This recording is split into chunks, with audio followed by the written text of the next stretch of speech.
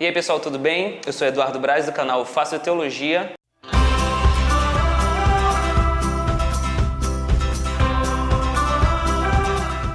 E hoje quem está aqui do meu lado é o pastor Wilson Poste Júnior. Ele é pastor da Igreja Batista Liberdade no interior de São Paulo. E ele está aqui na Ilha de São Luís para uma conferência na Igreja Presbiteriana de Chácara Brasil, a igreja a qual o pastor Dilvan é pastor. E o pastor tem escrito muitas coisas sobre depressão, sobre graça. Ele até lançou um livro pela Fiel, pela editora Fiel, chamado Depressão e Graça, né, pastor? E eu queria aproveitar que ele está aqui hoje na cidade de São Luís para falar um pouquinho sobre o tema depressão, que infelizmente ainda é algo que se fala pouco no meio da igreja, que se trata pouco também no meio da igreja. Algumas pessoas têm alguns conceitos errados e trata da questão da depressão de maneiras erradas, de maneiras que não são bíblicas. E pastor, eu queria aproveitar que o senhor está aqui hoje e dizer seja bem-vindo à Ilha de São Luís mais uma vez. Prazer. E o calorzinho aí, gostoso? Muito bom. Me disseram que lá no sul tá frio. Bem frio. E aqui já tá. Saí de casa com 7 graus. E chegou aqui com uns 32, tranquilo, hein? Isso aí. Pastor, eu queria lhe fazer algumas perguntas sobre o tema depressão. A primeira pergunta que eu queria fazer para o senhor é: o que é depressão? Ok. Em rigor, depressão é uma alteração no quadro físico de uma pessoa, seja no humor, no apetite, no sono, no ânimo, enfim. Depressão, a palavra depressão foi retirada da ideia de uma topografia mesmo, onde você tem uma linha e depois você tem uma depressão no terreno. Então, uma alteração no terreno. Quando o ser humano passa por uma alteração, então não é só uma tristeza. Inclusive, há pessoas depressivas que nem tristes não ficam, né? Mas você tem uma alteração no sono muito grande, no apetite, no ânimo e outras.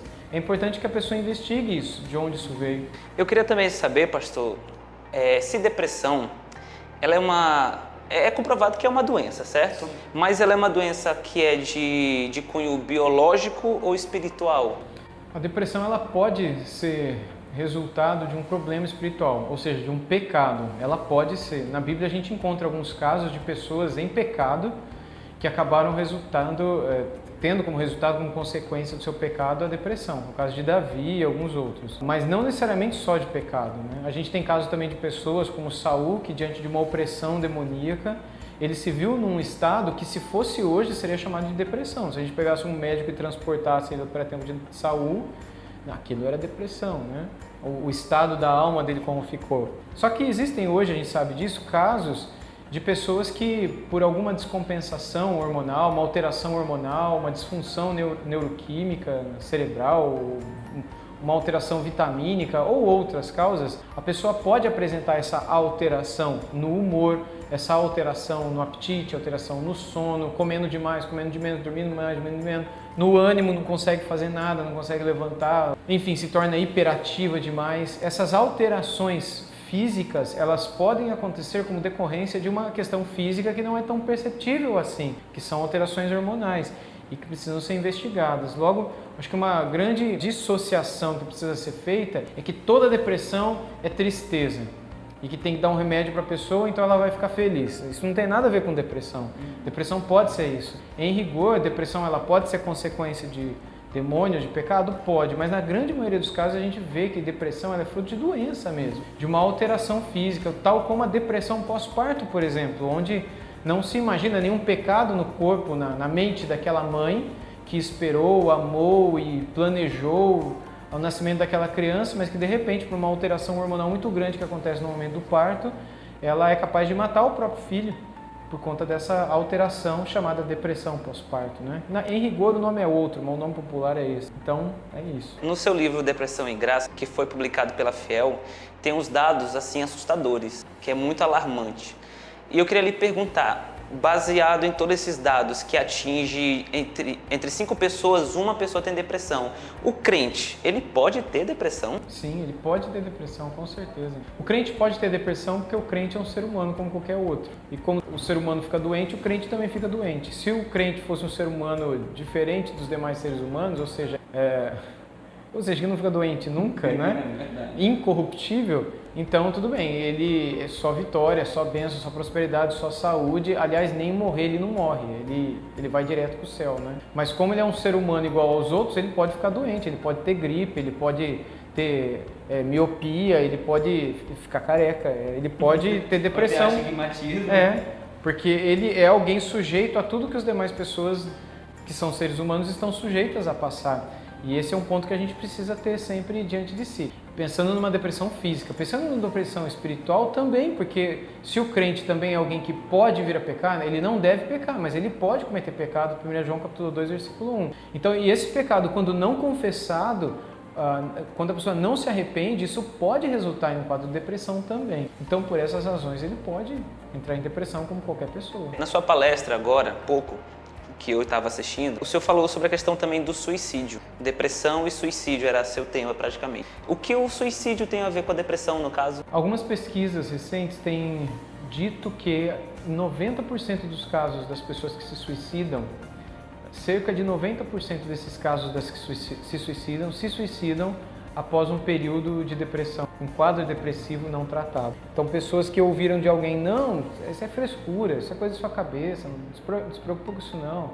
Ou não, isso daí se você confessar o seu pecado, tem algum pecado escondido na tua vida, tenta descobrir qual pecado é esse, tenta investigar qual pecado é, ou não, vamos amarrar esses demônios, porque deve ser um monte de legião na sua vida e estão oprimindo você, querendo roubar a sua alegria. E vamos vencer essa batalha espiritual com você. Então, sempre quando pessoas vêm com esse tipo de conversa, essas pessoas prestam um desserviço à vida daquela pessoa que está com depressão. Porque pode ser que não tenha demônio nenhum, pode ser que não seja pecado nenhum. Não que a pessoa não passe por opressão ou não seja pecadora. Ela é como aquela pessoa que veio falar isso para ela também. Deve ter um demônio na cabeça daquela pessoa, né? E ela também é uma pessoa que peca. A gente tem que ter esse cuidado, a gente tem que ter esse respeito, a gente tem que ter esse amor. E eu acho que ter essa ciência de antemão nos ajuda a lidar com aquele que sofre com esse cuidado, né, que todos devemos ter. Pastor, então, o que o senhor está falando me leva à última pergunta do nosso vídeo.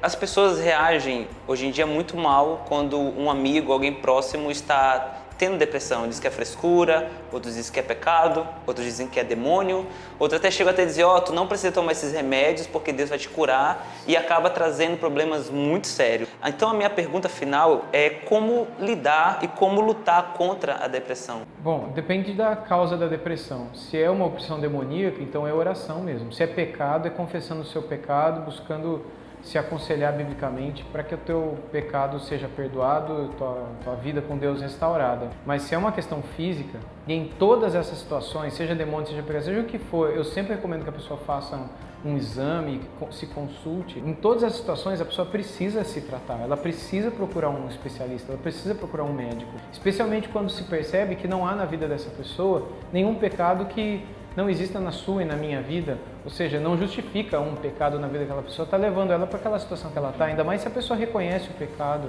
e confessa esse pecado e a situação não muda na vida dela. Pode ser que alguma outra coisa esteja acontecendo e pode ser que seja físico. Essa pessoa precisa fazer um tratamento, ela precisa pelo menos fazer um exame e aí, então, diagnosticando-se, fazer um tratamento. Não que o tratamento vai ser a cura, porque aí seria um messianismo da medicina, não é? Acreditar que os medicamentos e os médicos vão resolver todos os seus problemas, porque nós somos um ser completo. E entenda, quando eu digo isso nós somos corpo, nós temos a parte material e nós temos a parte imaterial. E o nosso espírito precisa ser tratado, inclusive quando a nossa parte física é afetada. Quando a nossa parte espiritual, emocional é afetada, o nosso físico acaba sendo afetado também, o inverso acontece. Portanto, mesmo que a tua depressão seja por decorrência de algum problema hormonal, você tem que ter um pastor te orientando, te aconselhando, te acompanhando, mesmo que não seja nada espiritual. Pode se tornar uma questão espiritual, porque aquilo pode te levar para irritação, aquilo pode te levar para uma série de coisas que podem se tornar pecado e que acabaram se tornando talvez por falta de orientação, de aconselhamento, de acompanhamento. Portanto, em todas essas ocasiões, eu recomendaria que a pessoa que está entrando no quadro depressivo, que ela não abandone a importância de ter alguém espiritualmente ao lado dela, um pastor, um irmão na fé, uma irmã na fé, enfim, alguém que possa estar ao lado dessa pessoa. E não ter vergonha de falar sobre isso, né? Porque é uma enfermidade, como qualquer outra. E se a pessoa não tratar, isso pode ter complicações sérias a ponto dela ter picos de alucinação, onde ela é capaz de matar alguém, lembra da depressão pós-parto?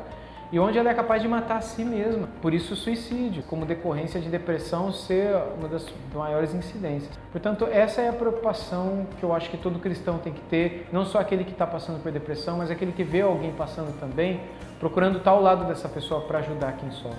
olhar com amor para esse tipo de questão, né, pastor? Antes de encerrar esse vídeo, eu queria que o pastor Wilson Porte também falasse um pouquinho sobre esses livraços que o senhor escreveu ultimamente. Legal, obrigado. Bom, são 5 livros que eu tenho publicado até o momento, né? Eu vou começar aliás, eu vou começar do primeiro, vou fazer pela ordem, de idade. Né? O primeiro livro foi esse daqui, Depressão e Graça. Depressão e Graça foi publicado pela editora Fiel. E nesse livro eu falo sobre o que é depressão e falo também sobre o cuidado de Deus diante do sofrimento dos seus servos. E que procura mostrar em pessoas na Bíblia que passaram por grande sofrimento como é que Deus tratou de cada uma delas, aconselhou, cuidou de cada uma delas. E eu trato aqui também de depressão para que a gente tenha uma compreensão melhor sobre o assunto. O segundo livro que foi lançado foi lançado pela editora Visão Cristã, da Vinac, que se chama a Visão Cristã sobre a Bíblia. E nesse livro eu conto um pouco sobre como a Bíblia foi formada, como ela chegou até nós, um pouco sobre a história da perseguição da Bíblia, como, enfim, nos períodos mais tristes do cristianismo, a igreja perseguiu a igreja por causa da Bíblia, e sobre essa questão de visão, revelação, sonho, Deus falou comigo. Sabe que a gente não precisa de Bíblia mais hoje, né? Já que Deus fala direto com muita gente? Então, qual que é a importância da Bíblia? Como é que ela chegou até nós? E qual é o lugar que ela deveria estar ocupando na nossa vida, na vida da igreja hoje em dia, para que a igreja pudesse fazer diferença. Depois foi esse daqui, Um Pregador da Graça.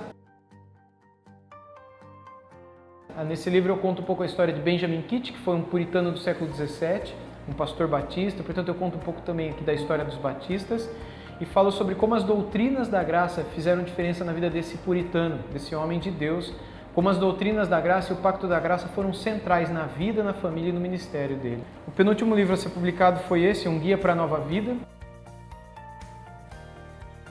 São doutrinas básicas, doutrinas centrais para o discipulado cristão.